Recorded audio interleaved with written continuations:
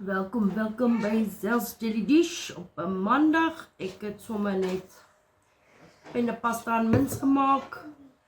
Ek is nou alweer vrotziek van vooraf. Oes, neus, elke ding. Ek kan nou maar oor dit kom, I mean really. Maar in elk geval, ons is gebless met 'n lekker bord kos. Ons is dankbaar. Laat weet met die comments wat julle eet vanaand.